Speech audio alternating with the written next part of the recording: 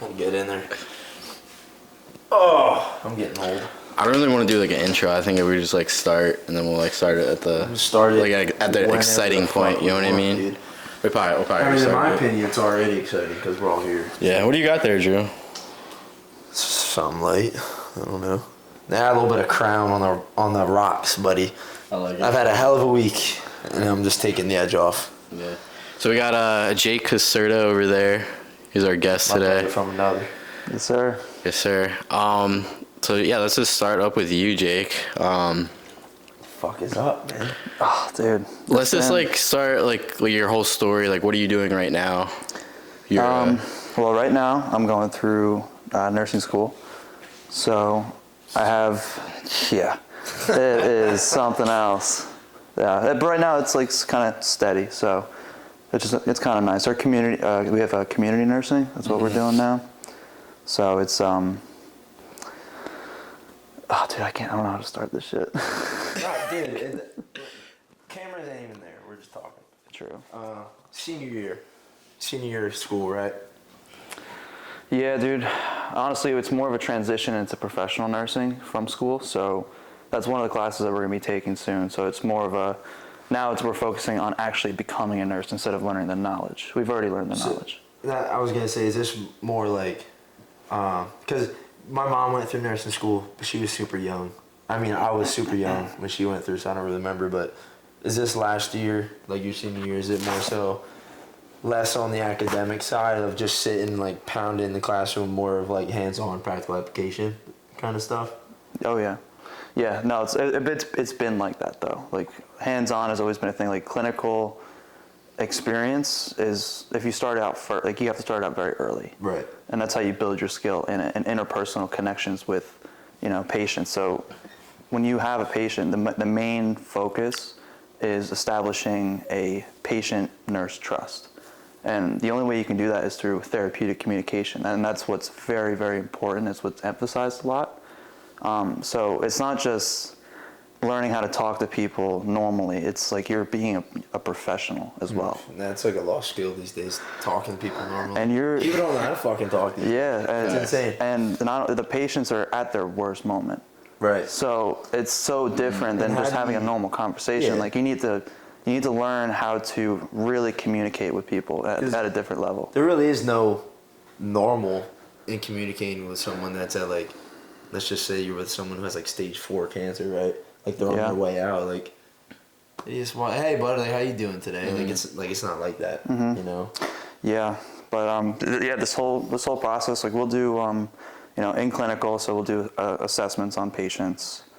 We'll do clinical rotations at different hospitals, different units, get different experiences, and that's how you formulate what you want to do as a nurse.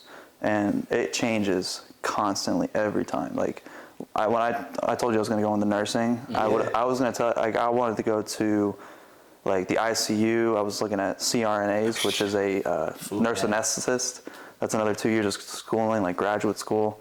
I don't want to do any of that. It just costs a lot of bread. Yeah. So for like the people who don't know, how hard is nursing school?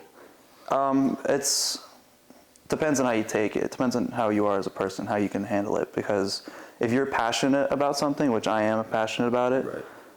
Then it is hard, but it's worth it. Like it's not one of those burdens on you. You know what I mean? Like it's something you enjoy the process. Can you explain like what the schooling's like? You have to memorize like a bunch of stuff. Oh yeah. And then there's real world situations that you're put in. Yeah, 100%. Like there's so many nurses. Like there's so many different professional avenues that you can take. Mm-hmm.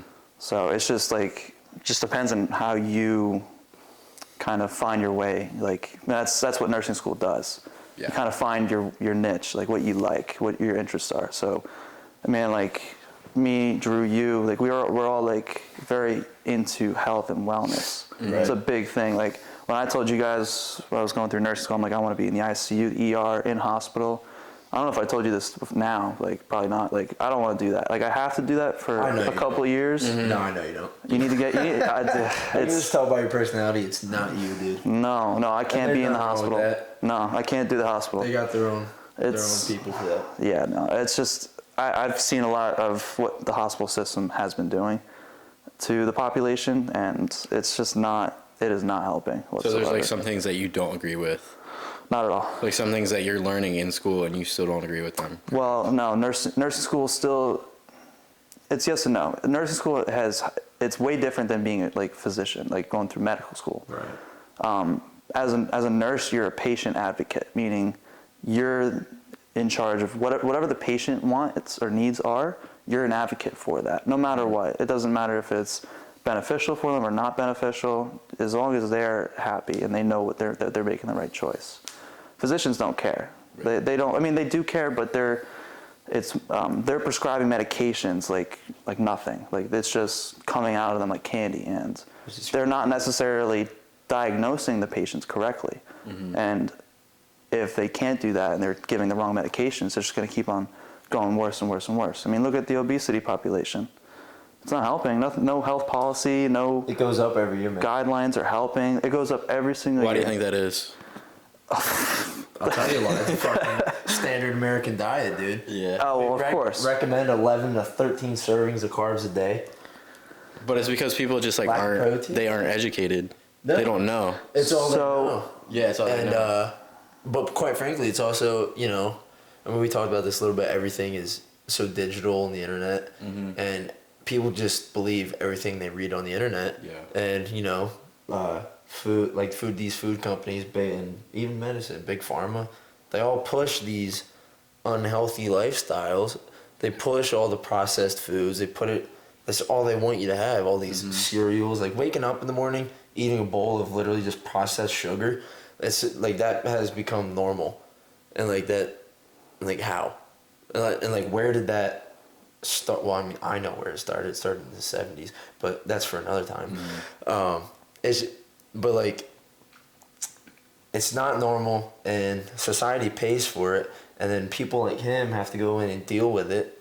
And it's getting to the point, it's going to become too much, because the obesity rate itself in America is 50%. That's half the population is obese, not even getting overweight. And I'm pretty sure the overweight percentage in America is upwards of 70% right now.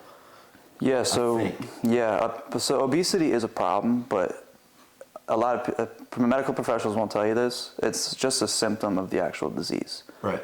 They're treating obesity as a disease, and it's not. It's just a symptom of what the real cause is. Which is their lifestyle. Underlying condition, or it's their lifestyle. The actual diagnosis is usually metabolic syndrome, which is prevalent in 88% of all people in America. Yeah. Which, How do you think your metabolism gets wrecked? well, metabolism has a direct correlation with your health, mental, physical, spiritual, just everything. But it starts with the type of nutrients and food you're putting in your body. Yeah, well, there's a bunch of. Because if it's all chemicals and sugar. Yeah, it's a variety. AKA not food. Exactly. It's not going to react normal. Yeah, it's a variety. I mean, even the little things that people say. Sleep. I would say sleep is the most important out of all of them. Dude, it goes sleep, no pun intended. nutrition, Slept on. physical exercise. I hate hearing that because like I suck at sleeping. Dude. He gets so buttered. Yeah. But Well, no, I think you're a part of the minority though, because it's not like you're overweight. Because there's some people out there who genuinely they don't need the 8 hours and their body still functions normally. It's weird. It's a small percentage. There's a lot of but they're other out there. factors, obviously, but yeah. Age is a huge thing. Yeah, age too. If you look at how children need more sleep generally than older populations do, it's because they're growing. Their body is constantly growing, and It's always churning on all cylinders. oh yeah. Especially when you're going through puberty and stuff. You're on natural steroids. Everything's on high amp when you're flowing. going through. Oh yeah. HGH, testosterone, just fucking at all times, dude. Of course, dude. I wish I was still like that. Oh yeah. God, if I knew then what I know now. So, for all of you that don't know, I mean, you guys know, I work as an EMT as well. Yep. Right now, currently. buddy. So I work in pre-hospital setting, and then I'm also trying to transition into in-hospital, but only for a little bit, because what I'm looking at, I'm just seeing an increase in call volumes, and majority of patients have a huge amount of comorbidities or diseases, chronic diseases, and that could have been prevented. It just keep on increasing and increasing. So We always need in-hospital stuff, Yeah. like in-hospital medical professionals. But I think there's going to be a huge market for preventative care, and like with nursing and doctors. There is, but it's not pushed as much as what it should be. You I know? like that a lot, actually. What's like your EMT, right? So what's like the craziest like call you ever went on? Like your craziest story, I guess. Craziest? Well, you know, there's always the cardiac arrests that you get, MVAs or motor vehicle accidents, Yeah, those are fun. childbirth. I had a childbirth Yeah, I was just about to say that. childbirth call. Birth the child. Did you really? Yeah, that was Like, were you in charge of it? so me and my partner, another EMT, were, and we were both male. So Shit. So I don't know if you guys know, EMT school, they give you about 2 hours of training for OB or gynecological emergencies. The rest figure it out. Yeah, and that was it. There's no refreshers every year. Like, you know how when you're holding a license, you need to have refreshers. Like in service type of stuff. Yeah, to keep on your continuing education. That's what they call them, continuing education. Yeah. Yeah, they don't have any of that really for it. So walk us through that story, like when you gave birth. So I can't really give. Yo.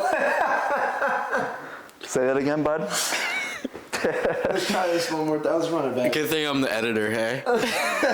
That's staying in, dude. That's staying in. My man gave birth. Hell yeah. Came right up. I don't even know how to say it right now. Deliver a child. Yeah. There we go. There we go. So go through the story of me delivering a child. Yes. So That's the way to put it. I wasn't the catcher. My partner was. So it goes based on what call you have. It goes in rotation. So I had the last call. He had this call. So he was in charge of this call. Yeah. If you want to talk about shitting your pants, that was a shitting your pants moment because there's a lack of preparation. That's what makes you very nervous and anxiety ridden when you're on the call. Like, am I doing this right? Am I supposed to do this? Brother, I mean, there's that saying, you never rise to the occasion, you fall to your level of training. Exactly. And it's no fault of your own that you were under. Yes and no. You got to take YouTube videos.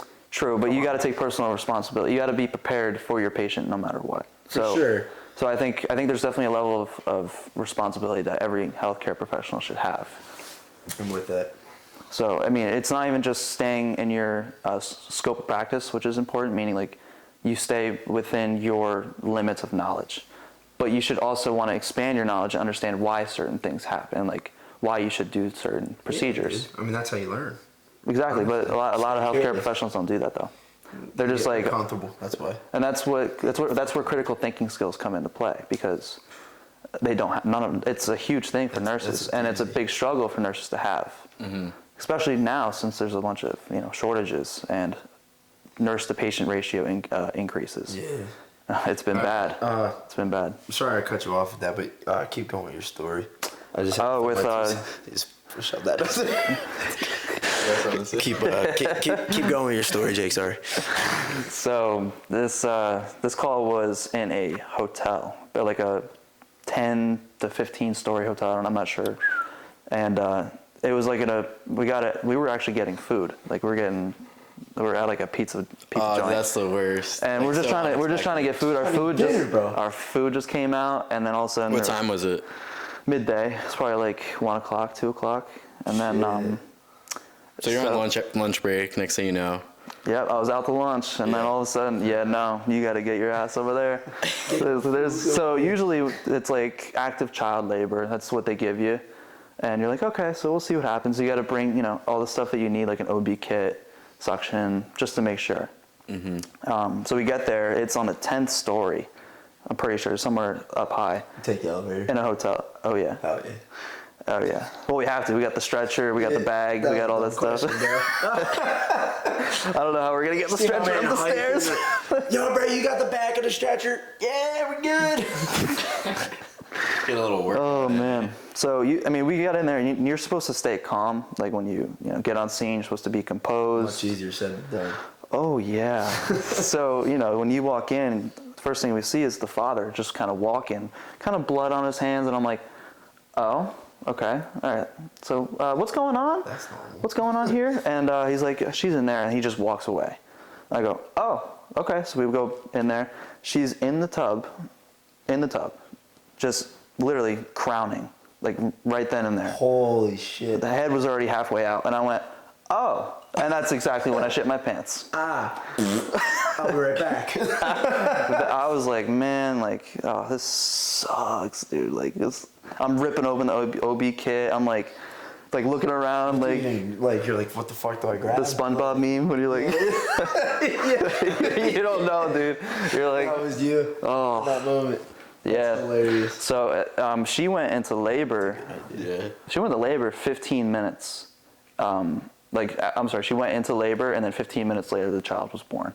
We were on scene for 5 minutes before the child was born. Is that like, that's like pretty fast, right? Oh, I've never heard that. That like never happened. No, I've never. I mean, it happens sometimes, but Right. Like some people are in labor for like hours. Hours. Yeah, absolutely, hours.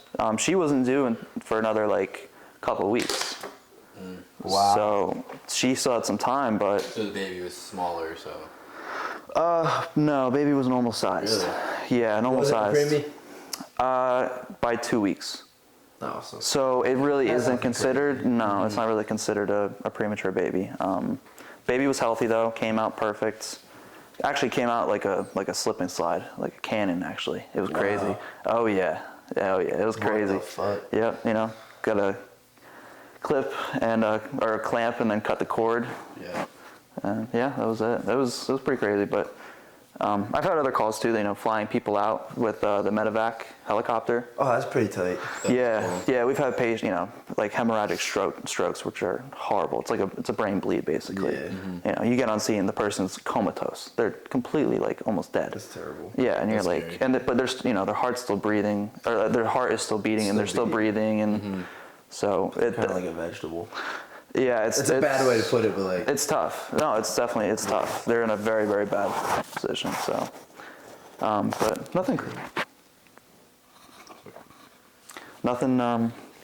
too crazy though. You kind of get used to it. All right, we're gonna take a step back because we came out of the gate fucking cooking. Jake, Zach, I just want to say very glad that we're both here today. Zach, I saw you last week, so like whatever. No, I'm just. I haven't kidding, bro. seen this I'm guy. still grateful to see you. I haven't seen this guy in what fucking. I haven't seen you since Labor Day when we all had a fucking night out in Eastburg, man. Oh my god, yeah. But we're not gonna talk about it because, quite frankly, don't remember it. So, I've known Jake. Fuck, man.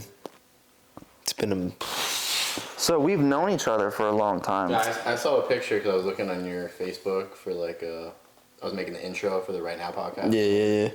And I think Jake was on the team, like Lions. Were you on the Lions? Yeah, dude. Yeah, he I have a picture. So that might have been the start of it all, This is right? Maybe. And this is where I was getting. So we have our families have known each other pretty much since we both came out the womb. And me and Jake even played on the same baseball team for like years when we were young, like 9, 10, whatever. But we didn't become like friends up until high school. Freshman year. Your sophomore year, my freshman year. But then after that, it just kind of like clicked and took, like we've been best friends ever since. I don't know why it took that long, but hey, what are you going to do? Well, it eventually happens, so what does it matter? It's been a great fucking friendship. It fucking doesn't Can't matter. complain, yeah. No, let me sip this. Yeah, how is that treating you? Honestly, dude, much needed after this week. Yeah. Also, I can't talk that loud. I don't have much of a voice higher than this because I was yelling a lot this week. But, so, yeah, we've known each other for a while. Me and Zach, we talked about this on the first podcast. Dude, I never, and I mean this in the nicest way possible, never ever in my life saw you being a fucking nurse. Yeah, no. I remember when you're like, dude, I'm going to EMT school. I was like, yeah, right. No, you're not. I was like, Jake Caserta, no. Yeah, And dude, now I'm here. Then Why is that? he went and fucking did the thing. Dude, I mean, I don't know. When you're young, you're a teenager, you don't really think about the future, honestly, in that way. you don't really think about growing up. You're like, man, I'm gonna be young forever, and then you blink, and a couple years go by. But then you were like, yeah, I'm gonna be a nurse, and I was like, yeah, right. I'm like, no, you're not. Straight up, no, you're not. I'm just kidding. I didn't say no, you're not. But I was just kind of like, for some reason, I just couldn't see it because at the time, dude, we're teenagers. We were just so immature. So Yeah, it's man. understandable. I'm like, yeah, right. You're gonna be a nurse. You're gonna go to the first week of class and be like, nope, I'm not doing that anymore. Yeah, man. But it was crazy. Like the transition from high school to college was just so just like, high school weird. to college in general, let alone high school, college, nursing major, buddy. Yeah, Because that's a huge step up because you can't afford to be immature and be a child in that field. And if you are, you learn very, very quickly Exactly. to not do that. Right. You learn very quick. But where I was getting at is, what made you want to become a nurse, let alone even go into the medical field? Was there something that was there a moment or something that happened in your life that made you want to do that, or was it just something that just kind of came about? I would say a little both. I've always been interested in medical field. Right. Even from when I was a kid. When my mom started, she became an EMT. She got her EMT cert, and then she started working as a tech in the hospital. Steph's a rock star. Steph's a rock star. Love bro. her, man. Yeah, man. She's the OG. But she would come home and tell me stories and just about her work and her lifestyle in the ER, which it was fascinating to me. Right. And then also learning the actual medical portion of it. It's very intriguing to me. It's our body and understanding how our body functions, what makes it tick, what makes it, deplete if you're doing. It's very sophisticated. Oh, it is there's so, a lot that goes into it. The interconnectedness of your body is crazy. just so vast. It's that a lot of people don't understand. More than we know and can even comprehend. Yeah. I know minimal about the human body, and it's still so complex. So I can't even imagine what you're getting into. Yeah, well, it's all part of it. It's just that's what it's like being. We're called professional nurses. We have to be professional. Gotta. So you got to know what you're talking about, and it's tough, because they're cramming all this stuff in 4 years, and you're expected, especially now, to go out in the workforce, and they're just throwing you to the wolves. And it's a crazy time to be not just a nurse, but even be in the medical profession right now. It's a dangerous time because nurses can easily lose their licenses from being overworked, high patient to nurse ratios, especially being a new nurse. And then the old retired nurses, I think there's about 30% of nurses are going to be retired in, I want to say 10 years or something.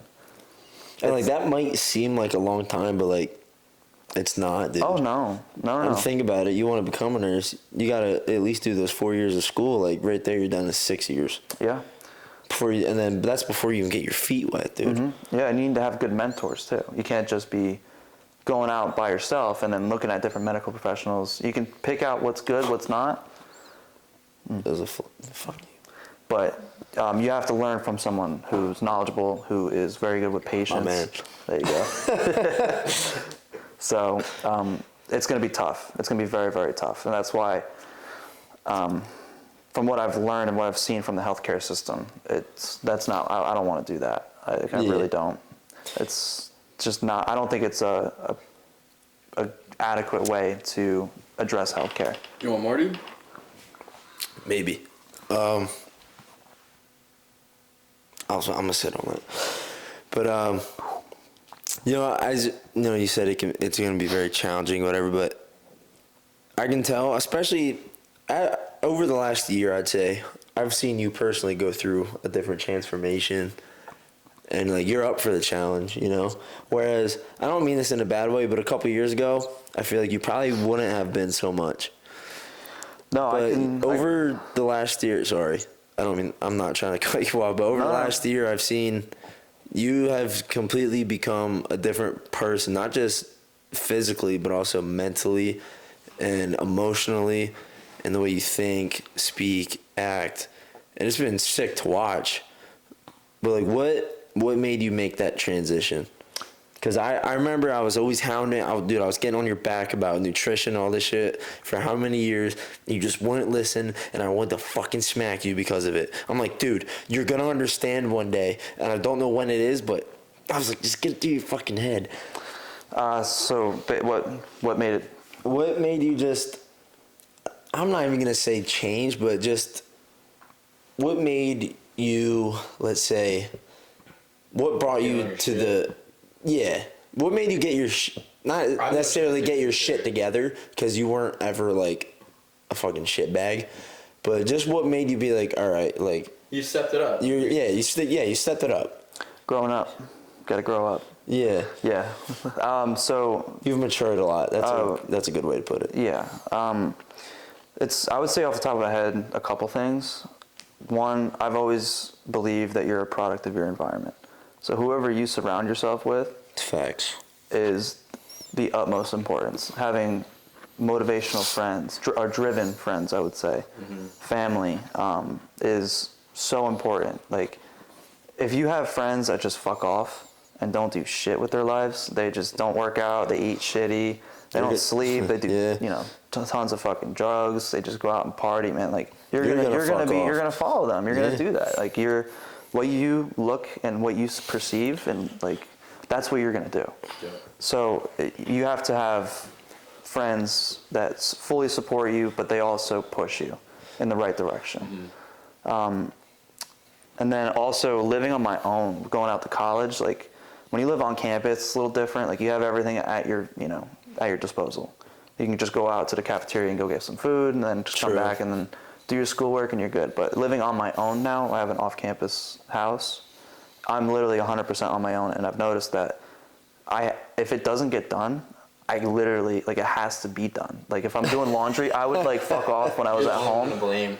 Exactly. Yeah. Like, that laundry. Yeah, you get home from a long day, and you're like, all the laundry's sitting on your bed, like, not folded, and you're like, it's the last thing you want to do. Yeah, but exactly. Like, you gotta fucking do it. Cause, I had people to do it for me at my house when I was living at home. Like, my mom. Fair enough. She is literally, like, one of the most supportive people of me, but too supportive. Like, it goes to the point where, no, literally everything. Jake, are you hungry? Let me whip that up for you. Literally. Yeah, I was like, Mom. Hey, but moms, man, fucking rock stars. Oh, the Hats best. off to them. That's the best, yeah. Yeah, dude, their heart's in the right place. Absolutely, but it comes when to a you're point 20, you gotta get your shit in gear. Like, you gotta do your own things. Yeah. So I think that definitely played a part for sure. I've noticed, even my parents told me they've seen a huge maturity growth with me. It's been crazy, man. Like, and I'm talking. I'm not saying like you did a 180 to be metaphorical. Like, you literally completely changed. I remember that first time we did the Murph, and dude, Jake was just like, "Fuck that." Yeah. I'm not fucking doing it, blah, blah. He ended up doing it, whatever. And then we did the 10K challenge. And Man, he ate all the food, but he didn't do any of the workouts. None of it. Yeah, just so everyone knows what the 10K challenge was, it was called the all-day challenge. We kind of put our twist on the 10,000 calorie challenge, which was like a famous thing on YouTube, but we did 10,000 calories, 1,000 push-ups, 2,000 push-ups, 1,000 pull-ups, and 3 miles. After 3,000 calories. Yeah, in 18 hours. So that was a challenge, just so everyone knows. Yeah, just eating the food sucked. And this man said, I went over his house, woke him up at 6 a.m. because that's when we started. Jake, get up. We started pounding ice cream. And he's like, I hope you know, I'm not doing a fucking thing today. I was like, what the fuck you mean, bro? I'm like, we got 2,000 push-ups, 1,000 pull-ups. He's like, I'm not doing it. I'm like, dude. I'm like, come on. And he's so adamant. He's like, dude, I'm not fucking doing it. I think he got down and did 1 push-up. Just to be an asshole. Yeah. He's like, yeah, you want me to do it? Did one? He's like, no, I'm just kidding. I said, hey, watch, guys. I'm doing it. Just did 1. That was it. You guys are like killing yourselves. I'm sitting there smiling like an asshole. Yeah. Fucking turd. Yeah. But, man. But staying consistent was so important to that. to Yeah. to the growth. Like having that consistency, day in and Consistency day is out. huge. Because anyone can get up and do it for a day. Well, but, yeah, but of can you course. do it every single day? Yeah, man. Like, I don't know. I forget who said it. It was either Goggins or Jocko. But don't quit today. Quit tomorrow. Quit tomorrow. Just win the day. Just win the day. Yeah. I Finish love- today. See I how you feel love tomorrow. that. Because you are gonna wake up tomorrow and you're gonna be fine. It's a new day, man. It's a new day. You're gonna be great. That's something I didn't even realize. Honestly, I have no idea who said it actually. But quit tomorrow, that's something I told myself for the last how many years now. Anytime something got hard, even if it's just like me inducing self-suffering at the gym, I'm like, dude, quit tomorrow. Like, you'll be good. But that goes a long way, you know? Just even something little, the positive stuff. I mean, not that it's necessarily positive, but something like, quit tomorrow, just quit tomorrow. Get through today. And then you wake up tomorrow and you're like, dude, it's a brand new day, you know? And your mindset and everything's completely changed.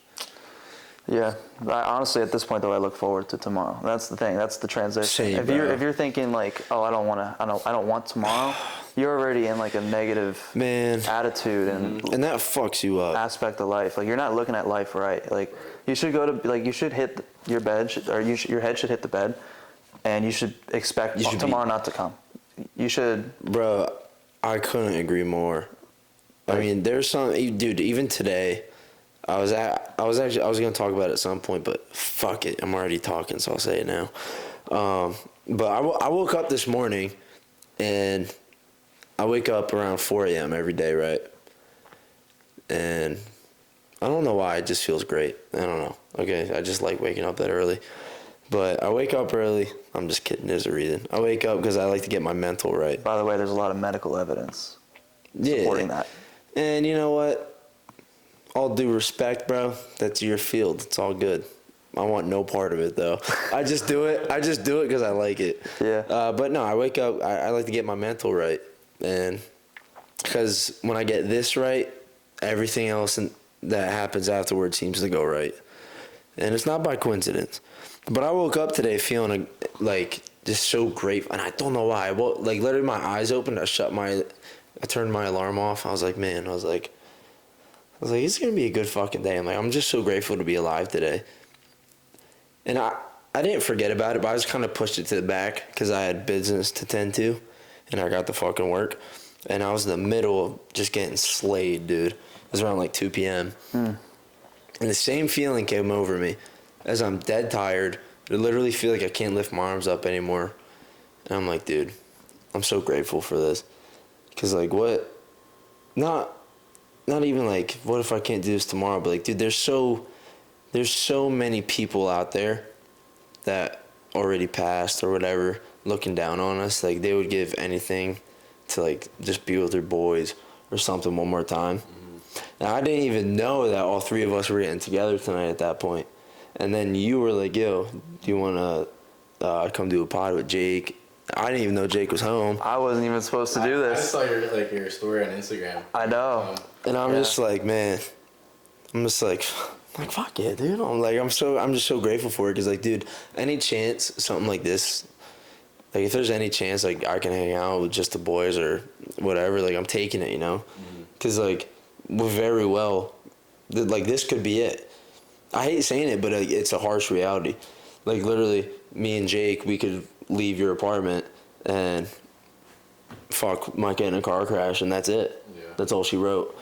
There's no plan. Like, you just gotta wake up. Just be grateful for another day, dude. That's why you have to just Live in the moment. now. You got to, man. You gotta live in the moment. Right now, dude. Yes, dude. That's why the podcast is called Right Now. It's all dude. connected, dude. And it's not a coincidence, though. No, I man. mean, Like, it's not a coincidence we named it this. no, it's not. And when that's funny because, like, I told you when I picked it, Yeah. I was like, it just felt right, and I don't I was know like, why. Which one does your intuition tell you to pick? And it was Right Now. Yeah. And there's so much meaning behind it, and you don't even realize it. But yeah, man, just woke up today feeling grateful. And I do every day. I try to say stuff out loud I'm grateful for, but today was just more on the inside. And I was like, dude, not just today, but every day. What's your morning routine? Me? Yeah. So I'll wake up. 4 a.m. I'll wake up at 4, empty out my bladder because that's necessary. Morning Huh? Morning wood. Yeah, I got. You can't lie about Fuck that, bro. yeah, dude, bro. Because my testosterone levels are through the roof. I'm a healthy man. I wake up at 4 a.m. I'll go out. I'll start my coffee. I'll pound a liter of water.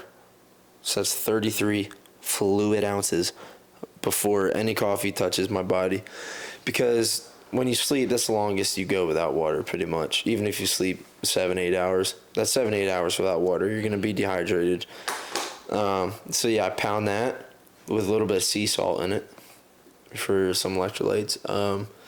And then when my coffee's done, I'll take it and I will just sit in silence and sip it, and I will just get my mind right. That's when I go through my meditations, my affirmations, like saying stuff out loud, the things I'm grateful for.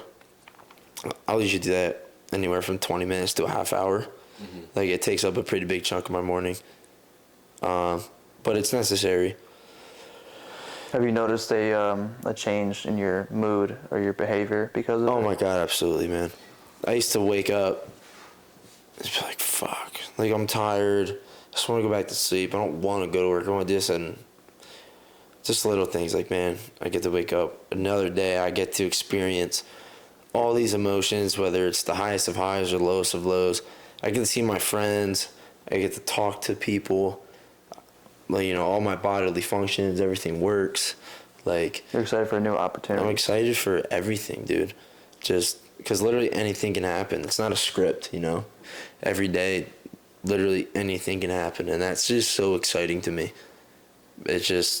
I love knowing what I don't know. As much as weird as that might. Yeah, I love it. I crave it. I like schedules, but I also but if you told me what I'm gonna do from 8 a.m. to 4 p.m. Monday through Friday, and I knew it was coming out, dude, I would freaking hate that. It would drive me nuts. But yeah, I've noticed a huge change in my mood. Even just the way, even my body language, I carry myself better, more self-confident. And it's all connected because life has gotten better ever since I started doing that. I hate looking at the negatives, and at times they're necessary, but I just always try to focus on the positive, And one thing I really don't do, though, is worry about the things I can't control, because that'll suck the energy out of you. There's no reason to worry about external factors that are not in your control. You can only control Literally. what you can. Right. That's it.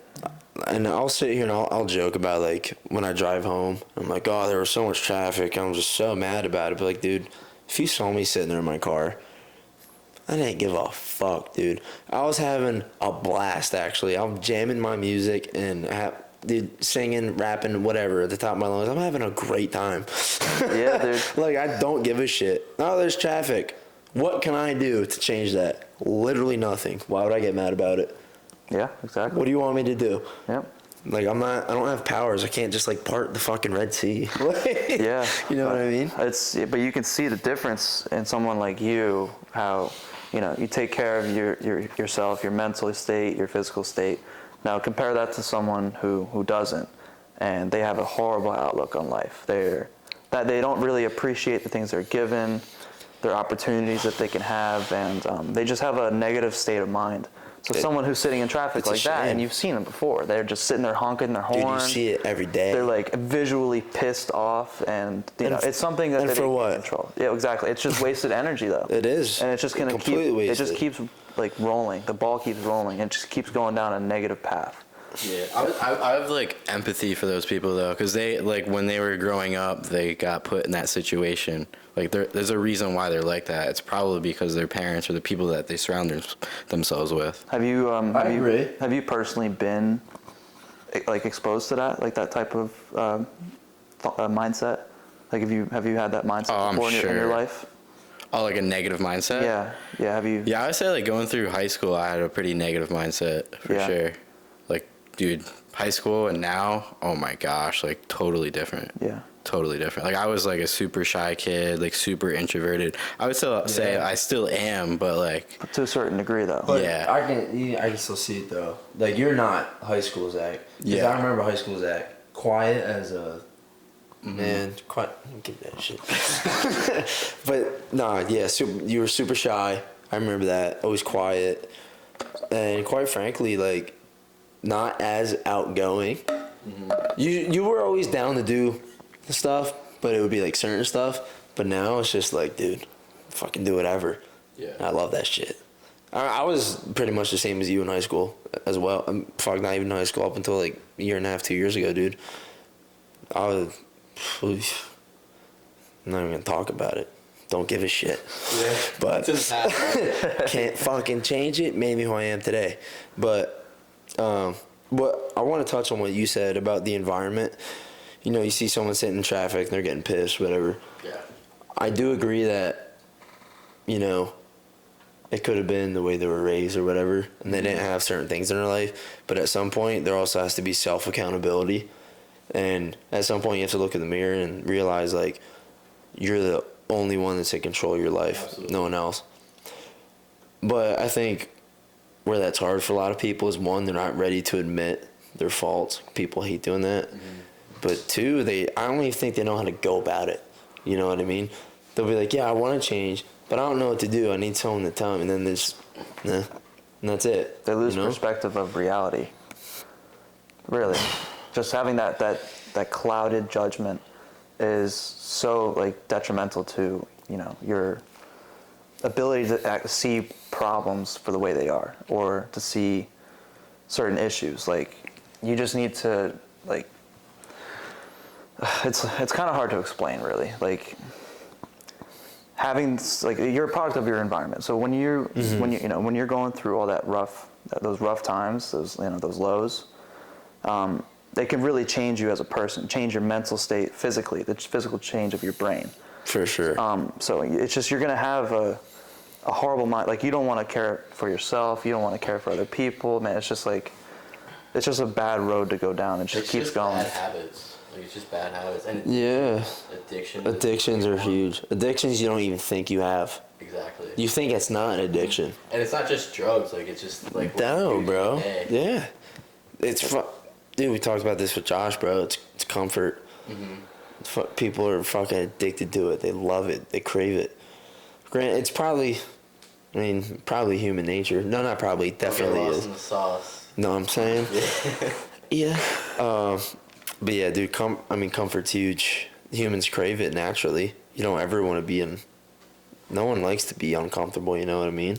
But no one ever changes being comfortable. You gotta get Nothing uncomfortable good ever being uncomfortable. Yeah, nothing good ever comes out of being comfortable. Like, you can take anything from like Jocko, Goggins, Cam Haynes, all those guys, Joe Rogan, anyone who has like a bigger platform. They preach stuff like that, like being uncomfortable. Like, that's when you change. Not just preach, they live it. They live it. Fuck yeah, they do, man. That's just their lives, bro. Like, that's just the way they live it, and they're authentic, genuine. Yeah. And you can see it. You know, it's just not. The one thing I really also love about those guys is they don't beat around the bush. You know what I mean? They'll tell you how it is, whether you like it or not. Because a lot of people, they don't have that in their lives. Well, People just fucking cater to them. A lot of excuses. Oh, Unnecessary a fuck ton. excuses. Yeah. Oh, it's okay that you're 50 pounds overweight. You're not overweight. You're just big boned. I can guarantee you, no motherfucker is big boned. I mean, I hate to say it, but it's true. The only people that are big boned are the people in the weight room. Yeah, dude. That's it. Weightlifting increases bone density. What do you know about it? Anyway, getting back on being uncomfortable. Yeah, people are just afraid to change. You know what I mean? that one more time. People are afraid to change. It's so weird with the mic, bro. I know it is. Like, we're just being like interviewed or something. Yeah, but yeah, people are afraid to change, and like that's why they don't take action. And there's nothing wrong with that. I mean, dude, change is scary. Yeah. I remember when I wanted to change, dude, I was scared shitless because I was so comfortable with who I was, but I knew there was nothing there was no like better outcome. The grass wasn't greener on the other side just by me staying where I was. You know what I mean? Like, dude, if I want that grass to be greener, I gotta water it. And now am I gonna water it? Well, I gotta change. You know what I mean? I have to change. I mean, you have to start with small things. I have to change daily habits, but ultimately, it becomes the bigger picture. Excuse me, and it will change you as a person. But you have to start small. You know. It's not about who gets there first. It's about who stays. You know what I'm saying? Like I said, man, anyone can do it for a day, but can you do it day after day after day? And it's a grind. Gradual. To do that, dude. It's gradual. It's a grind. There's days I wake up and I'm like, the last thing I want to do is like. And none of us here are perfect at all. So I mean, like, Fuck no. If you want to not. know where it's like a scale, perfect, I'm all the way over there. I'm like the farthest person from perfect. Dude. Like, it's not even. That window, if this is the scale, Jake's perfect. That window over there. Keep Yeah, going. but all of us, till you get seriously, used to it. yeah. And that's where K-Money. Yeah, but you just gotta keep working every day. You're not ever gonna be perfect. And quite frankly, I'm not even striving for perfection. I just want to be better than I was yesterday. And whether it's by this much or this much, it's still a step in the right direction. Going this much forward is better than taking a step back. You know what I mean? Yeah, I feel like people just have bad days, and that bad day turns into a bad week, and then a bad month, It's not- and it just keeps going. Dude, it's not even bad days, dude. It's like a bad moment. It's Yeah. a bad couple seconds, bad couple minutes. And they just let it consume them. Yeah. Oh, those 3 minutes, man, just ruined my whole day. As if Yeah, we kinda there's talked not about this 23 hours and 57 seconds left in the day. Like, come on. Like, get a grip. No offense, but like, come on. To connect that with what I'm doing with nursing, like I see that all the time with patients. That mindset, or that they're stuck, and Yeah, they're at the lowest is their of life. lows, This is their life though. That they can't change anything. But you don't have to stay there. No, I know, but a lot of nurses are supposed to educate their patients, and that's like the biggest thing is educating them on when they get home. They got to change some stuff because shit's obviously not working out for you. It's not emphasized enough, obviously, and it's just like that's why I don't like seeing patients have that type of mindset. To have that they're just unhealthy, they're disgusting, they don't like themselves. Is there people in the hospital environment that like go to patients and help them work on their mindset? Yeah, there are like, so some nurses do it. Right there, There's a couple. Yeah, I mean, obviously, I would want to do that with patients. But there's some nurses that do it. There's no set professional to do it. There's some volunteers. There are other programs to help them, but it's getting them to initiate the patient. Like they need to actually go do it. Yeah. Do you feel like there should be some type of professional to be there and like work with patients mentally? So it's funny you say that because that's exactly what I plan on doing. That's sick. Not just That is that, sick. not just like mindset, but obviously physical. But they're like I said, they're connected. But you need to touch on the mental side of things too, because I understand how, if someone has like cancer or something, I understand how all you want to do is focus on like the physical side because it's a physical thing, but don't act like their mental side of it like isn't just as important, because they can sit there and act like everything's fine, I'm gonna be fine, but on the inside, dude, it's probably killing them, Well, yeah, that just depends on how they cope with it. And a lot of people are not good with coping, especially if they're already unhealthy as it is. They feel defeated, especially when they get cancer. Like cancer patients, it's a variety of reactions, but it depends on how the patient takes it. And usually, it's not that good. I mean, listen, I don't think anyone would ever get told, hey, you got cancer, and be like, oh, sick. Like, Yeah. Dude, no, I understand that, but I just feel like as physical, like I said, as physical as it is of a thing, it might wreck you, but like being mentally strong and fit and okay is just as important. Because dude, if you're in shitty shape mentally, that'll consume you and it'll fucking kill you, dude. Literally, It might not literally. kill you physically, but you know what I mean. Oh yeah, absolutely. It's just not right. Yeah, so I'm gonna be Probably doing my own little business venture. I think. Okay. Yeah, I think that's the wave. I'm gonna be doing probably nurse health coach. I think that would be a very, very useful thing for. So you're gonna coach people how to nurse, like in your field. No. I'm gonna be a nurse. You're gonna be a nurse. And- That's a health coach for that patient. Got it. Building a clientele of people who have specific chronic diseases. So say if you look at the endocrine system, diabetes type 2. But it's gonna be like your own business.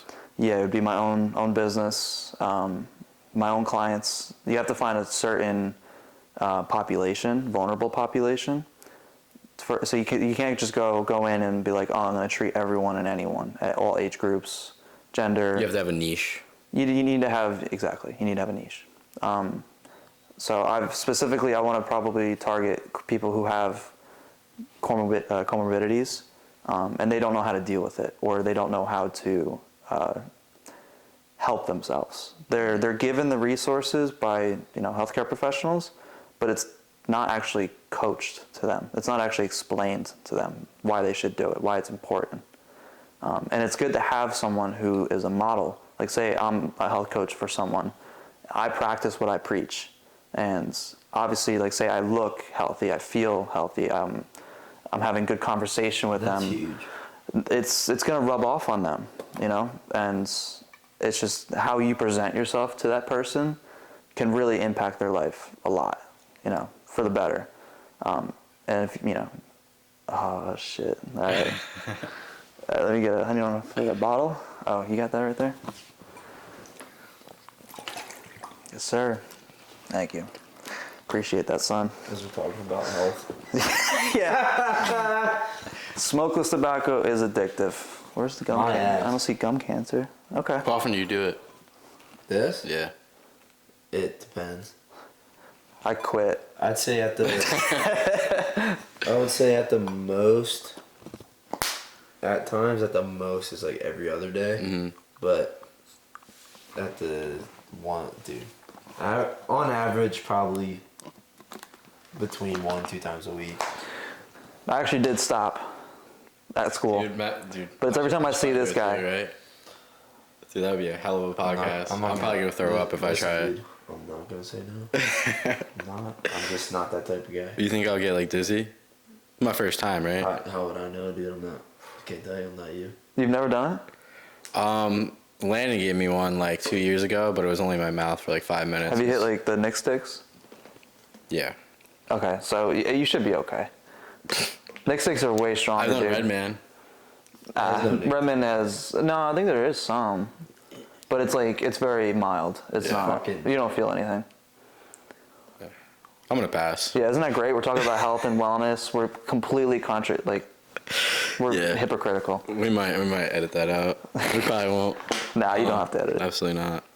Well, listen, you gotta live life. But every time I see this motherfucker, I just want to have something in my lip. Hey. It's like a common just reaction. It's a I don't know. habit. Man, shit. Don't blame it on me. Have good fucking friends. I have great friends. Yeah, I'd say so. So Yeah. what else should we dig into? Honestly, man. There's nothing specific I even wanted to talk about really. I really like getting in Jake's fucking getting in Jake's story. What else should we talk about your story? Like what else is about your life is exciting? You used to do archery. Oh yeah. Right, you're pretty big into that. Yeah. So I've been shooting a bow since I was 3. Since my dad put a bow in my hand as soon as I was fucking walking. And you've won competitions and stuff like that. Yeah, I've won competitions, but the thing is with archery, it's just not really that big, and people who do it, who hunt, which I also hunt, but they don't go into competition to compete, just to compete. That's not their goal. It's more so of making an ethical shot every time for the deer or the animal that you're harvesting. Yeah.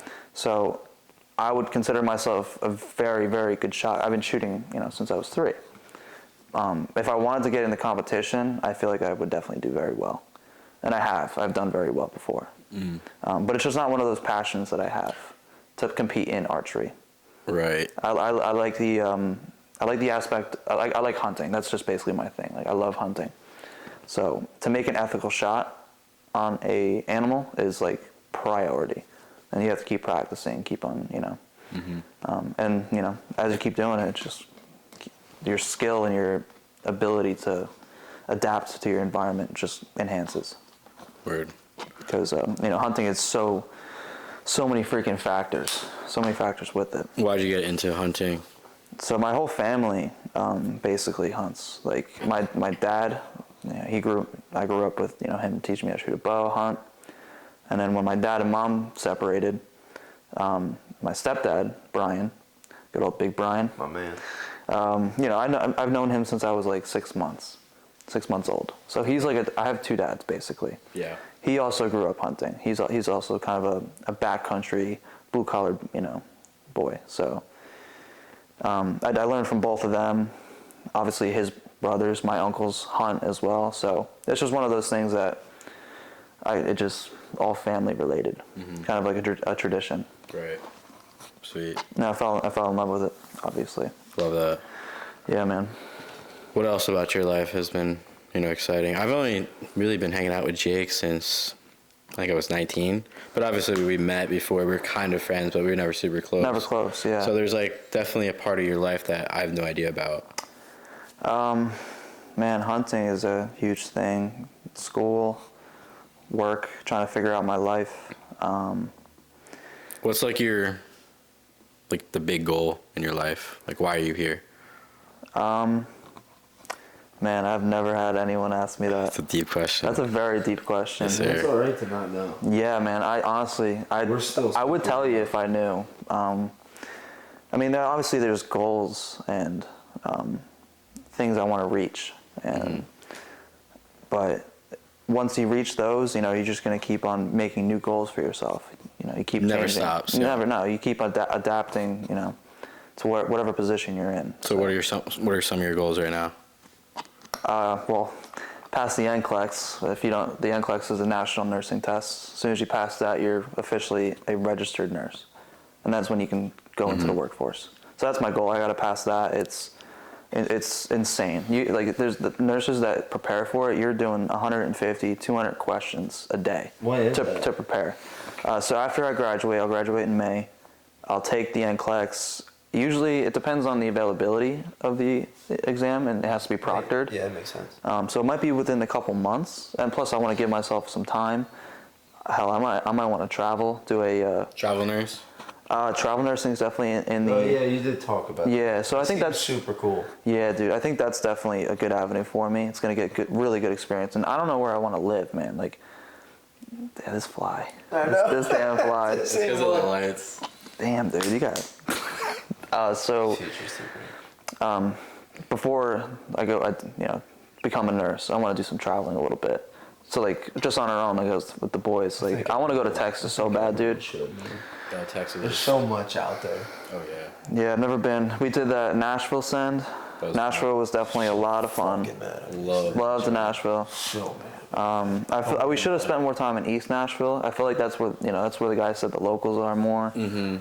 Spend more time with the locals, see how the customs, traditions are downtown there. Nashville is just a party 24/7.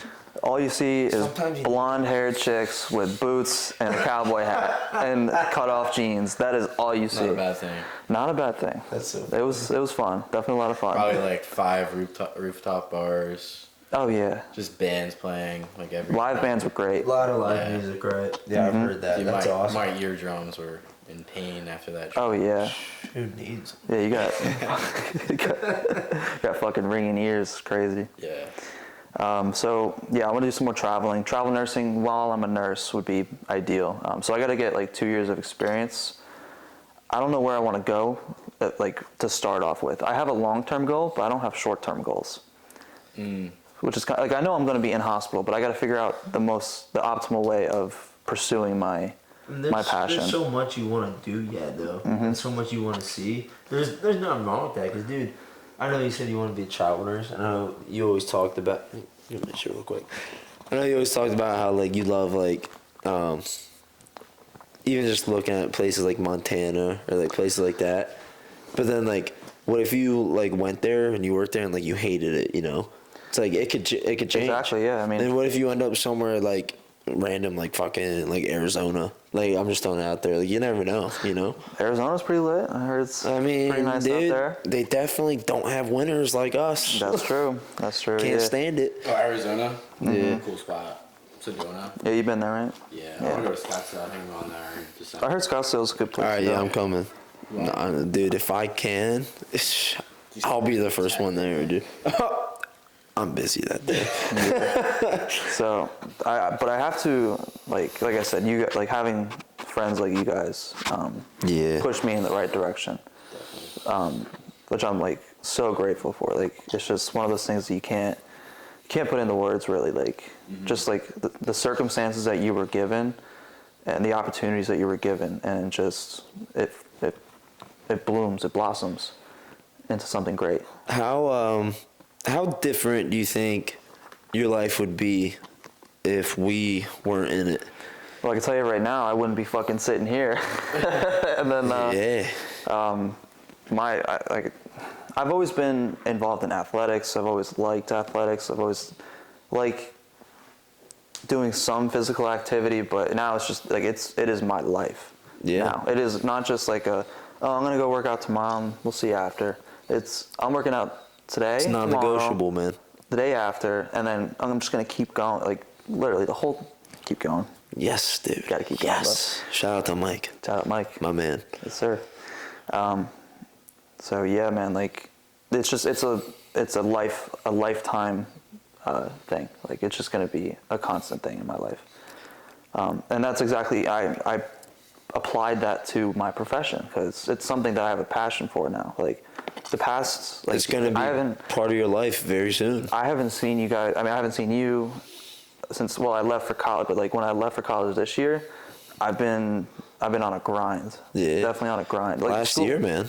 Yeah, well, the schoolwork isn't too bad, but I've been on a grind for myself. Like, Yeah. I've been doing other things to help my nursing career outside of nursing, doing research, reading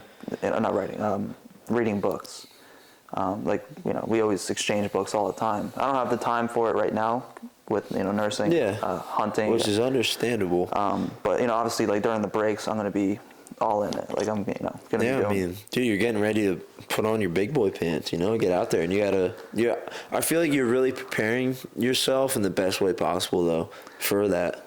Because you set these habits, like these good habits now, it's going to carry over, Oh yeah, absolutely, yeah. Especially in your job with, nursing, because it's just surprisingly, it's a very physically tolling profession. Like you're constantly on your feet. I was gonna say, people don't think about that, but even just something as little as being on your feet for like 8, 10, 12 hours straight, dude, you're tired Not after just that. Not just that, like the mental focus it takes to take care of, say you're in the ER and you're taking care of 8 patients to 1 nurse. I mean, you're taking care of, like, you're writing charts for all 8 patients throughout your 12-hour shift. Yeah, it's like a tough environment, the hospital, right? It's like the overall like vibe of it. Because I mean, people are in really bad condition, and you see that every single day. Yeah, especially with the whole pandemic. It brought it to light. Yeah, that's crazy. It brought it to light. Yeah, like majority of people who are hospitalized are all preventable comorbidities. Yeah. So how do you keep like a positive mindset when you go into the hospital and you see all these negative things?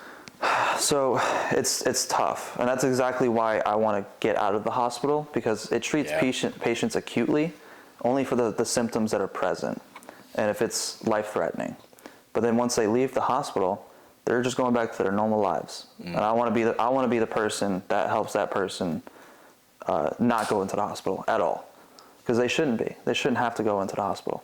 Yep. Yeah, man. Unless accidents happen. Yeah. That's always a given, but.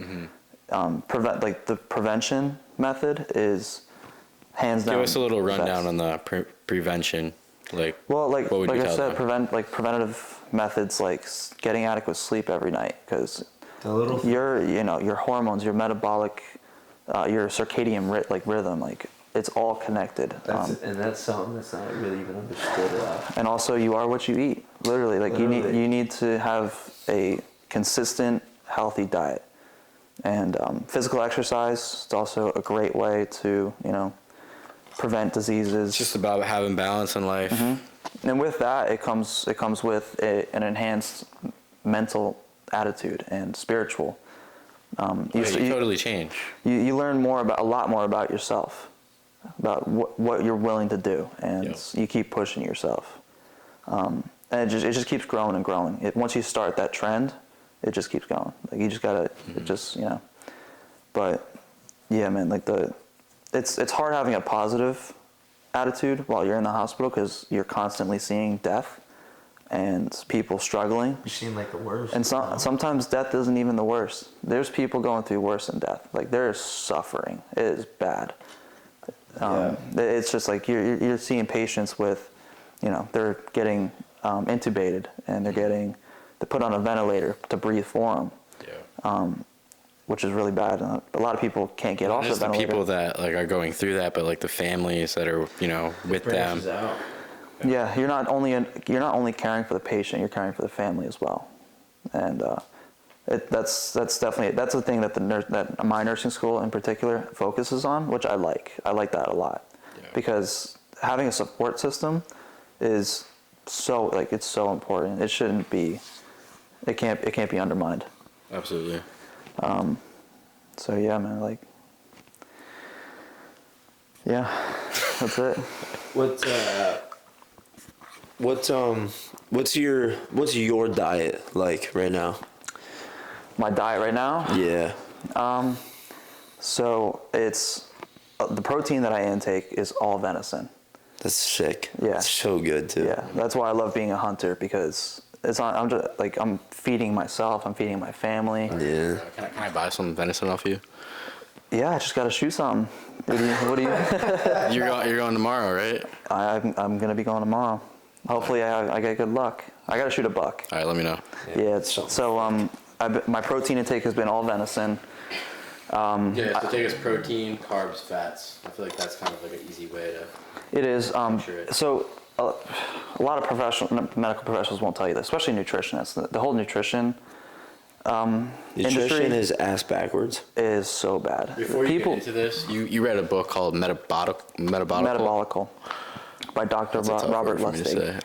That honestly, that had a big change in my life too. Yeah. It opened up a lot of thoughts and that I would have normally never had. Facts, because take that. Because where you are now, I remember for a year or two, I was preaching the same thing to you. I'm like, Jake, I'm telling you, dude. I'm like, it makes sense. I'm like, just hear me out. But then after you read that book and you finally opened up, that's when you started taking action. I'm like, yes, dude. I'm like, now you understand. Yeah. Yeah, absolutely. Just educating myself is kind of what pushed me to do, because I'm always I always want to continue my learning. I always want to learn new things, and learning all that definitely put it into perspective. So with nutrition, man, for me, it's not about what you eat particularly. It's important, but it can't be stressed enough of what has been done to the food. Like you said, processed food, refined carbohydrates and sugars, fructose, all those seed oils, or just those are the worst things. It's huge for inflammatory responses. And let me just butt in real quick. For those out there, seed oils, canola oils, vegetable oil, soybean oil, it goes on and on, sunflower seed oil. Go on YouTube and look at how those things are made. I'll take canola oil, for example. Canola oil was originally manufactured in the 1940s to be used as machine lubricant in industrial places like that. And now they put that in your food. So I want you to just look at how it's made and how disgusting it is. And just think about that going into your body.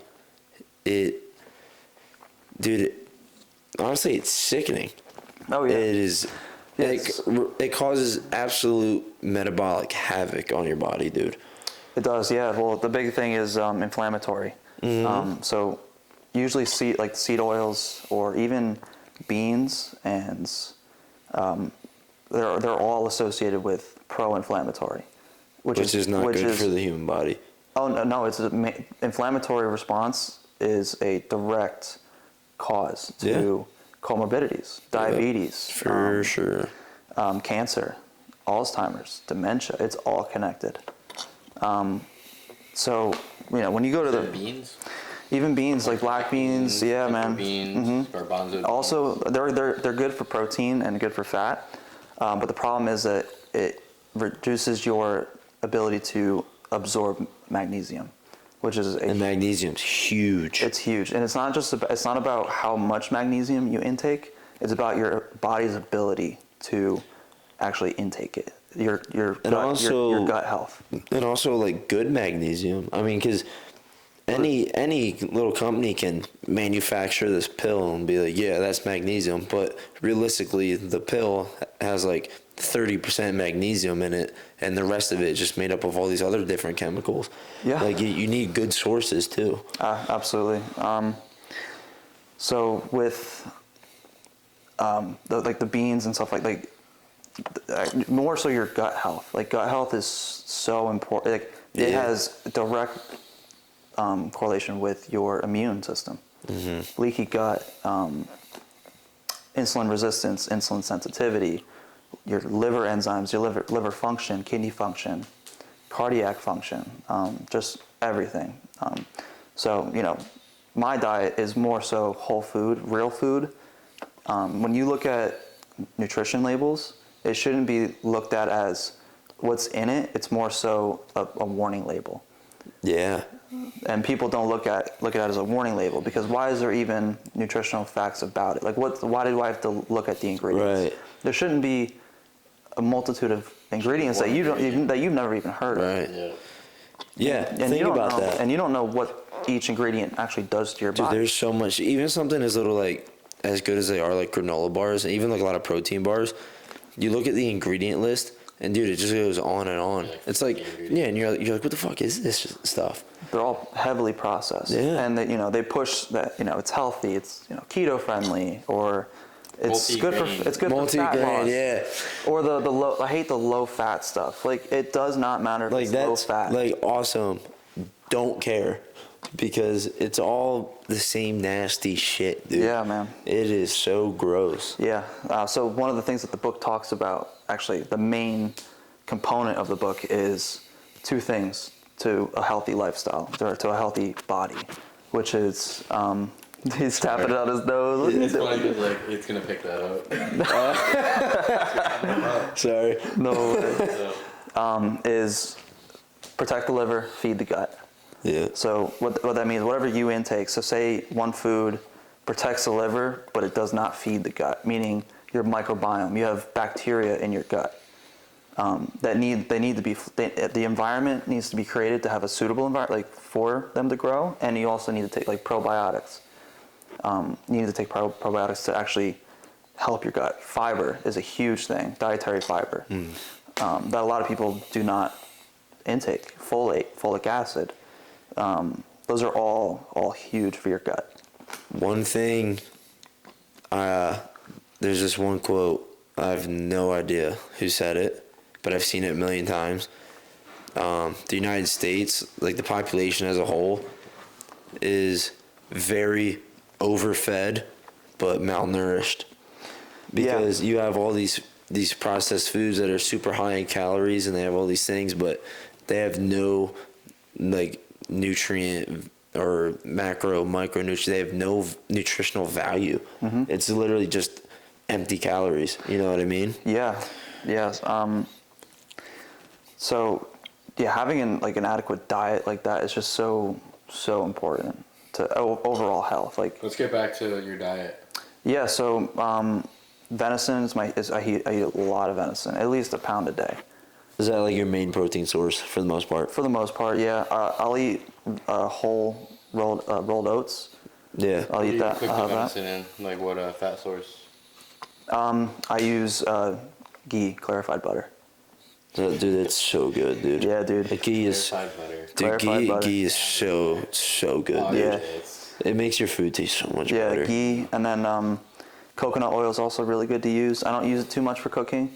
Out of all the oils, coconut oil has the highest fat concentration, which isn't too much to be worried about. But if you are someone who's concerned with your fat intake, then that's something you wouldn't want to do. And fat intake, a lot of people don't realize, is very, how do you put it? It's, I don't even know how to say it, but like it's very necessary to have an adequate fat intake because fat regulates all your hormones and all that stuff. Oh yeah, yeah. I mean, I hate the push for certain diets. Like if you look at the vegan diet, I hate or that. if you I look hate those at, things. or if you look at even keto, both keto and vegan are not sustainable. No. After 2 months, it's not sustainable. I mean, look at vegans. Dude, vegans look sick. Yeah, vegan is just tough, man. You can be a vegan, but the problem is you have to supplement for it heavily, and you have to make sure that you're getting a wide variety of foods every day. Yeah. That concentrate of B, like all your B complex.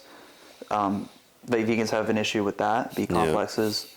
What else? It's I forget what the other one is for vegans, but it's just they need to take zinc. Zinc's huge. But they need to actually take the supplements, and that's the problem, that they don't, and that's why it's not sustainable, because people don't follow the vegan diet. They don't follow through with it consistently. You'll see, I think it was 90% of people who go on vegan diets eat meat eventually. Dude, I'm a huge advocate for meat, dude, because like Healthily grown meat. Yeah. Then that's what I was getting. I mean, a lot of people, especially nowadays, they shit on red meat, but dude, red meat is the majority of my diet because when it comes from a clean, healthy source, dude, there's nothing better. Yeah, well, a lot of it has to do with political gains and the monetary value and stuff. Yeah, there's really no money to be made for promoting grass-fed. Oh, I gotta dip in, dude. What is that? It's chicken. Damn. I'll take that shit out, right? But honestly, I don't even eat chicken anymore because of venison. Venison is just. I barely eat chicken, dude.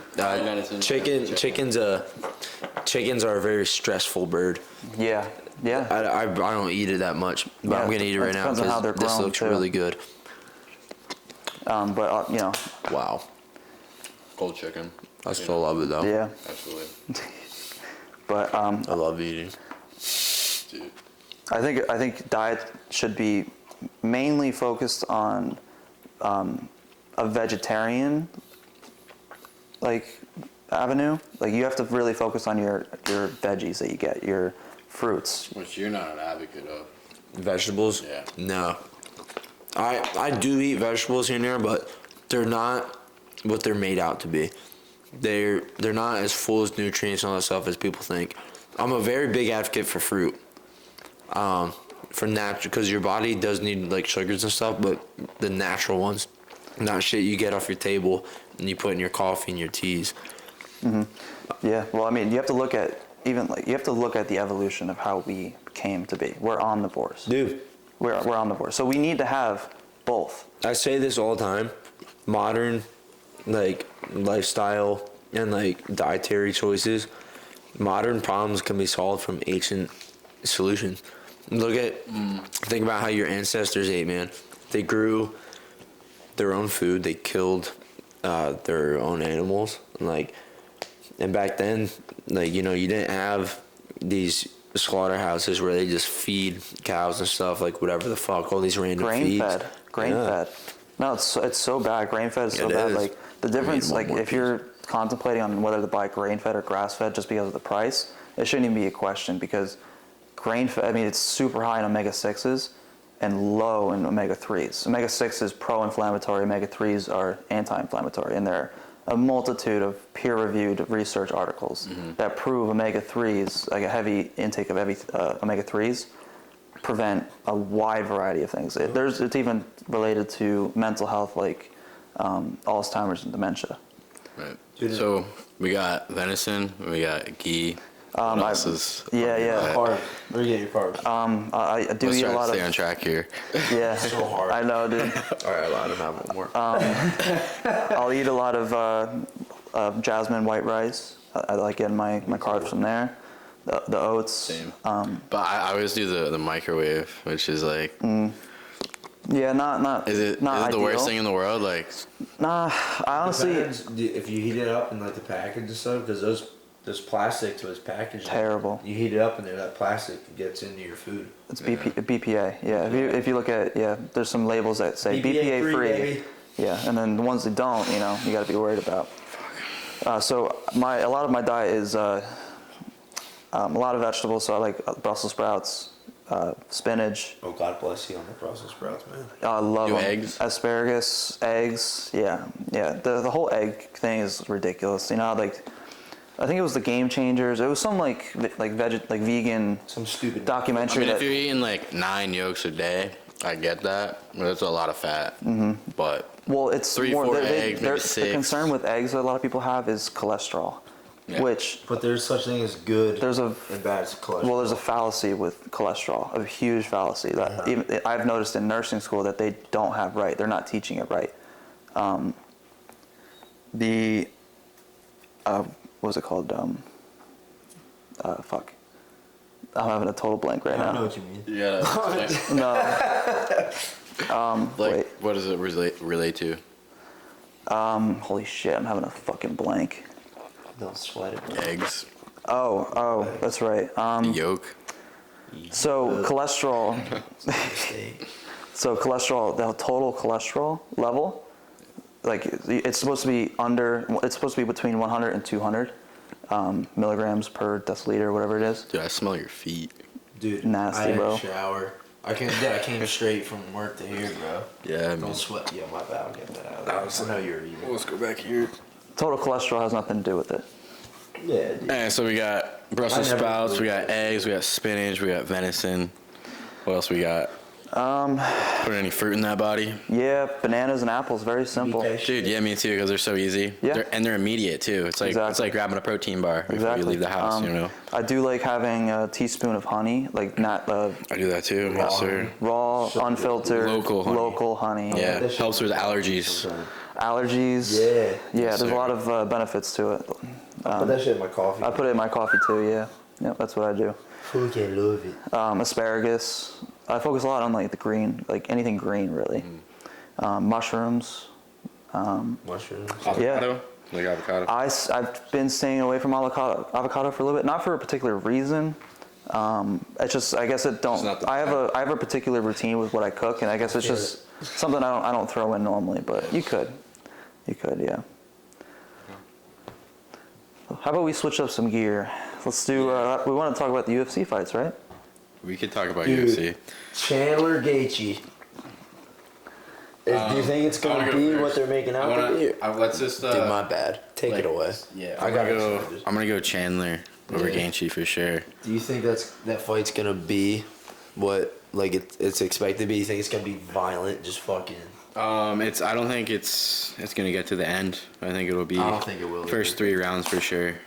I'd like say that. it doesn't go out of the round 2. Those dudes fucking who you taking, though? throw. Who you taking? Man, it's so. I just love It's hard. I love Chandler, but the problem is, I don't know if you noticed, Trevor Whitman is the coach of 3 of the main event athletes. Kamaru Usman, Yeah. Rose Namajunas, Oh, she's fighting too. yeah, she's Yeah. fighting Zhang Weili, and then Gaethje.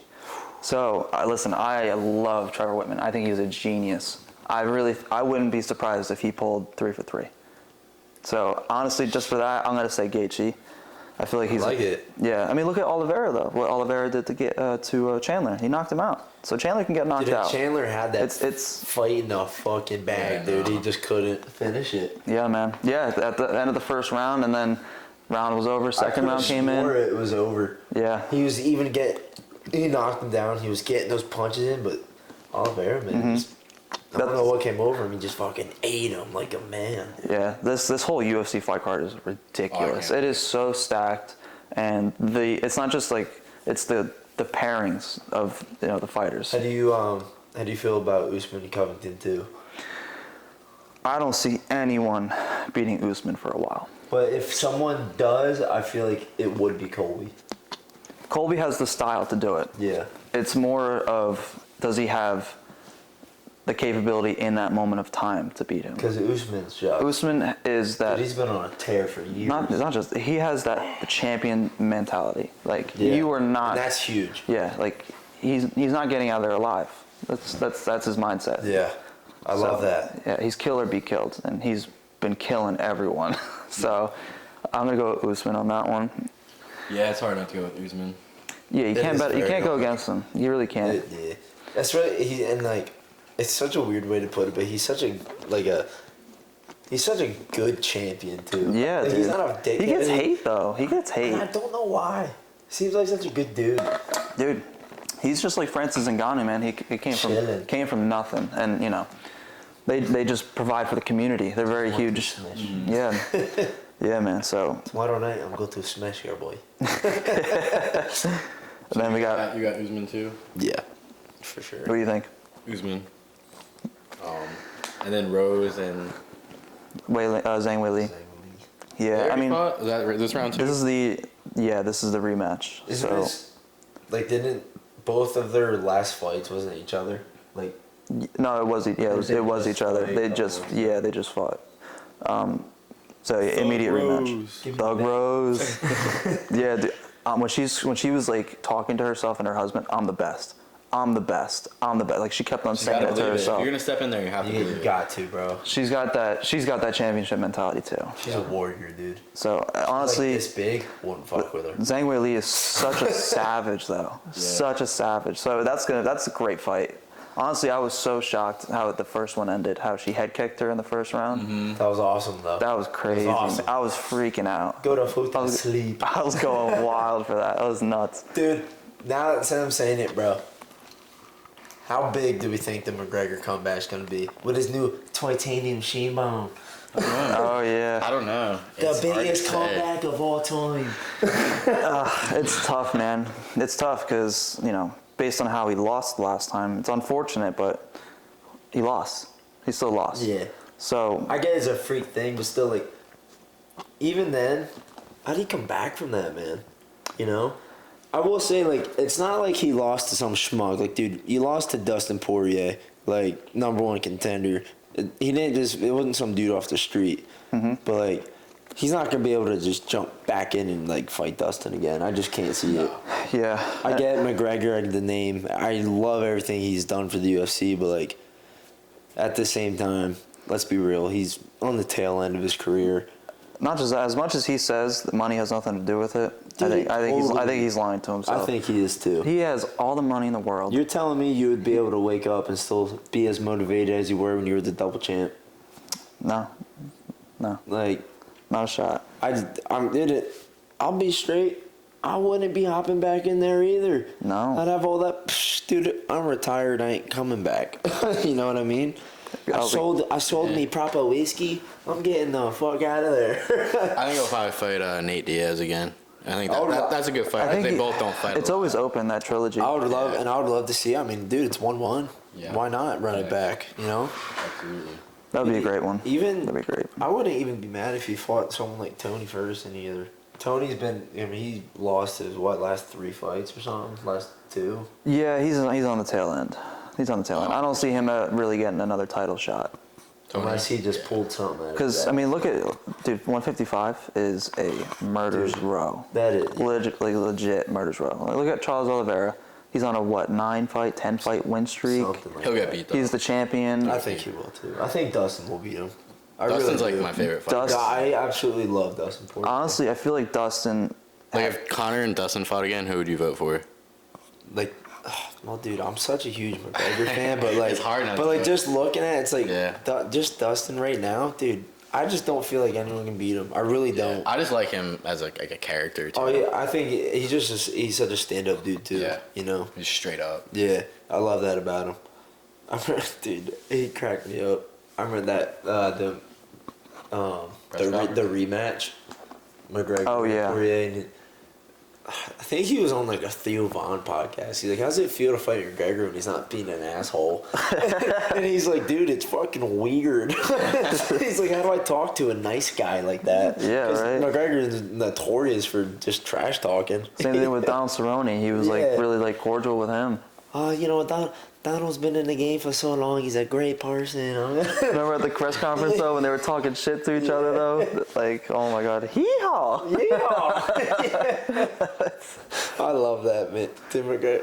So many good moments. I feel like Dustin, I think, is definitely going to be the champ. I think so too. And I feel like Connor, I don't know if he's going to be able to beat him. I feel like Dustin is his kryptonite.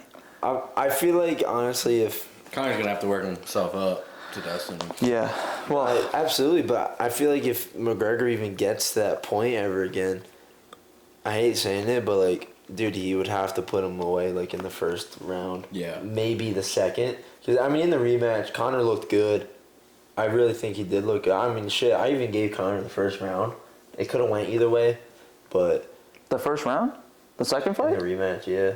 I think that was a 10-8 round Well, I thought from 2 3 times. judges And then that's not. But like, he has for to, Dustin Poirier. I mean, it is what it is. But I still think it was really close. But like, He could have It bounced should- back. exactly.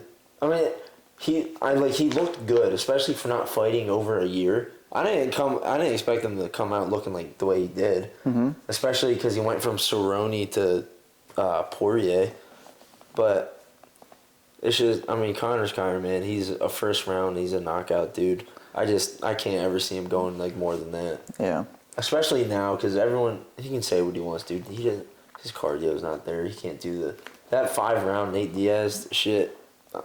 I think that was just a once in a lifetime thing. Dude, that's not how that's not how his body's built, man. He's got fast twitch muscles. Yeah. He's not meant for He's longevity. got that fucking left hand. That's why he's so fast, so precise. That's why he was so so great. Yeah, dude. Dustin even said himself. He's like, the hardest person I've ever gotten hit by is McGregor. Oh yeah. And it's what he does. But I mean, McGregor's also getting older and stuff too. Obviously, he doesn't hit as hard as he did. He's got the proper whiskey.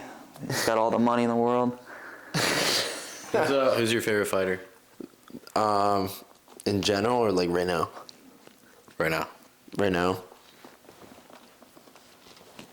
Fuck. I really like. I really like Michael Chandler. Oh yeah. Yeah. Damn. Damn. He's a fucking American. Love him. I would go Dustin and then Chandler. Dustin my number 2 for sure. Yeah. But yeah, That's funny. Something about Chandler. I've always been a Cowboy Cerrone fan. It doesn't Love it, dude. Never stepping down, Dude, Be it at doesn't, France, baby. Dude, He's like a 500 fighter at this point. it doesn't even at this point. It doesn't even matter what like. a food. Yeah. He was always an elite fighter. He was always he's had what 2 Dude, championships. he's fought more than opportunities? anyone else, right? He has more finishes, He's more the performance. definition of like whoever, whenever. And it's not just like like the way he fights in the octagon, like his outside life. Like he does Dude, he's crazy. insane shit before. Like He he's was doing like scuba diving, right? Like, Oh, like- deep sea diving. deep sea diving, Yeah. like cave diving. That story on Joe Rogan. Dude, I was getting pumped up listening to it. I felt like I was gonna die when he was telling it. You're like, you want to talk about motherfucking what? Yeah, dude, that was insane. But his whole lifestyle is like that's who I would want to be. He's like. missing like half of his small intestine. Oh yeah, he had like a bad four-wheeling ATV accident. Yeah. Like but he's a definition of just like life is short. Like do whatever the fuck you want, you know. Oh, he lives up to it. How long do you think that guy's gonna live, though? I mean, how many fights has he been in now? Oh, at least. A shit ton. Are you talking about street fights too? Yeah. Because that's probably not even. My record outside the octagon is 3-0.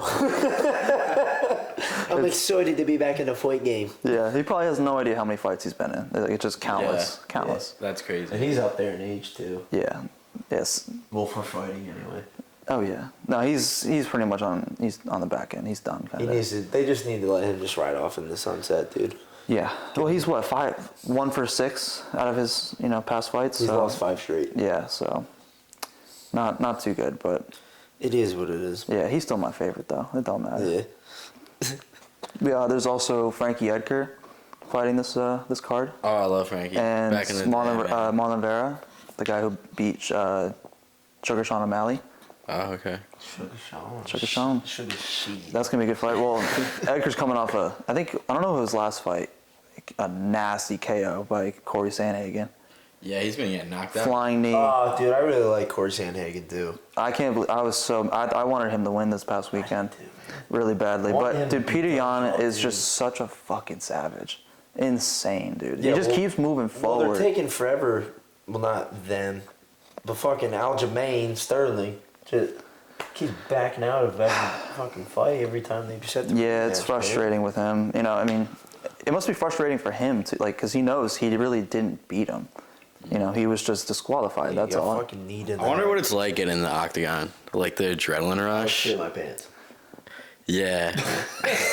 No, like honestly, even if I was a professional fighter, like dude, you have to go in there and you're just going to war with another human being. Yeah, it's that, and then there's also all the lights, all the fans. Yeah. You're on TV. It's crazy. It's cool. It's cool to see, like, even Buffer even in as there. even as much as the fighters hate each other, they still like going to war together like that. Respect. Oh, dude, there's a huge respect that they have for each other. It's just like unlike any connection that two humans can have, because you literally spent 25 minutes beating the shit out of It's each my other. favorite sport for sure. It's definitely It's the the only most thing. It's exciting. the too. only thing I watch. It's the best thing though. Yeah. Dude, It really is. It doesn't get any more exciting than that.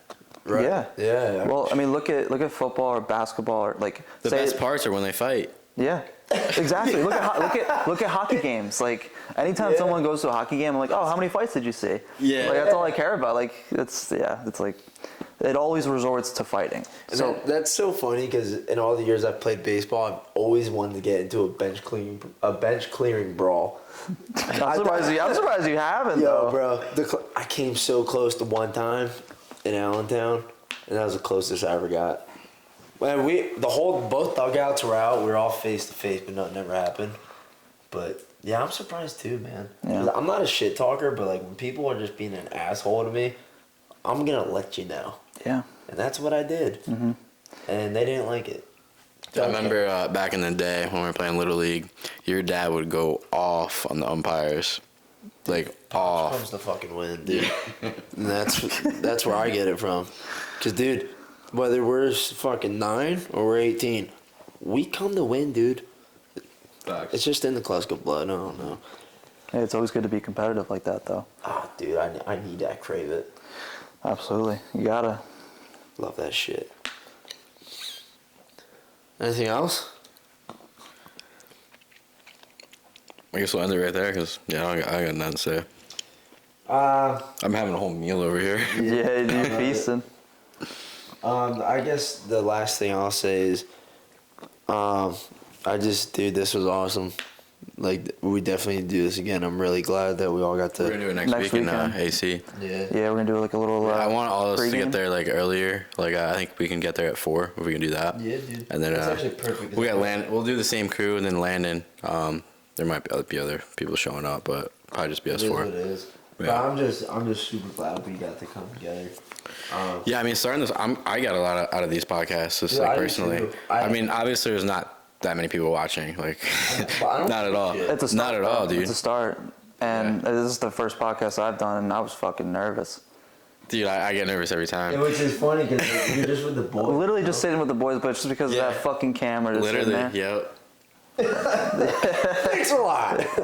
But no, you have conversations like this on your own private time, but But not really like this. it's more. I guess you kind of analyze it more and kind of get more into depth with it. Right, yeah, definitely. It's a whole different thing. Yeah, you get more of a perspective. Yeah.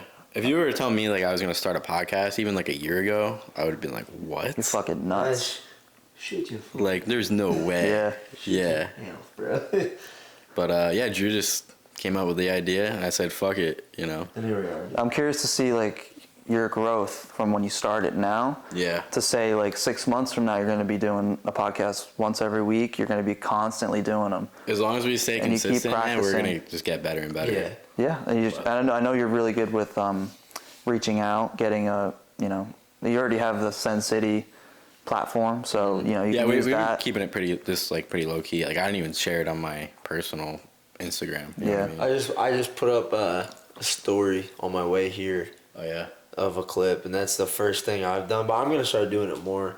But I'm just so grateful we got to do this, and I'm grateful every week, but more so now because you guys are like my closest friends, and I love this shit. I'm just glad we got to be here together, and do Absolutely. something like this.